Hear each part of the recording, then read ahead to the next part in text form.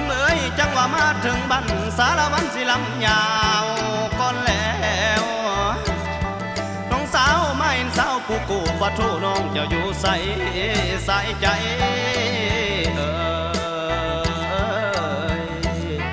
อันว่าอ้ายนี่คิดทอดน้องผู้เน่าอยู่แดนไกลเด้น้น้องสาวไปแล้ววันเดือนปีบ่ตาวมาป้านนี้หรือน้องไปมีสู่อยู่ทางใดบ่หูข่าวไปผู้เป่าตั้งบ้านในลืมอ้ายผู้อยู่คอยคำเพลง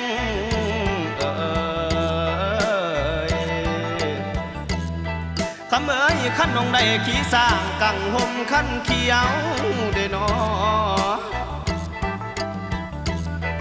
สายโยนอดบ่เลี้ยวมามองปูกี่กล้วยควันกาขั้นว่าเป็นพญาแล้วอย่าลืมพันพวกเผาได้กินข้าวอยู่หานอย่าลืมจำปลาแดกบองแก้มอ่องต้องใส่ห้อง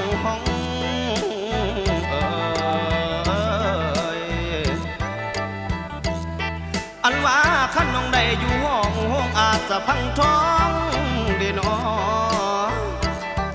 น้องสาวจงมองเห็นหลังคาตูบกระต้องที่เคยสนยามได้ผลลิ้นย่อยห้ำใบก้อยแกวแกงพักขะแยงแกงหน่อไม้ที่เคยได้อยู่กิน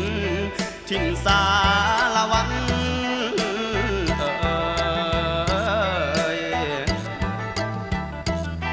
เพลงเอ๋ยขั้นแม่น้องนั้นได้ปลูกเผาสกุลหง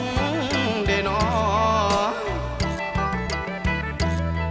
จังว่าอย่าได้ลงลืมคำผู้กำกาที่เคยสอนน้องอย่าลืมโดนดาวลำเสกองเสกมานนางเอ๋ยน้องสาวอย่าได้ลืมหมอมวยเสน้อยบนสุ่มเย็นเห็นใจสายเนเด้อ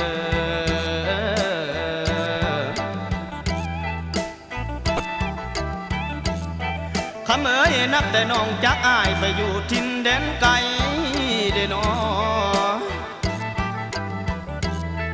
น้องสาวย่านเจ้าไปลงไหลเสือผู้ใส่มาล่วงล่อย่านเป็นต่อไฟใหม่บ่มีไผสิมาลำย่านน้องนั่งซอกซ้ำน้ำตาย้อยจอยลงพงพัน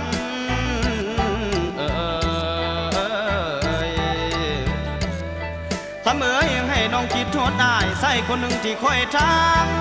เด้อบุญสีให้น้องควรหาคำบอนที่เฮาเคยเบ้าไอ้ผู้เน่าทางกำสารวันยังคอยอยู่คอยมือแรงมือเศร้าจนเมางวนกะบ่ปานหวานในตา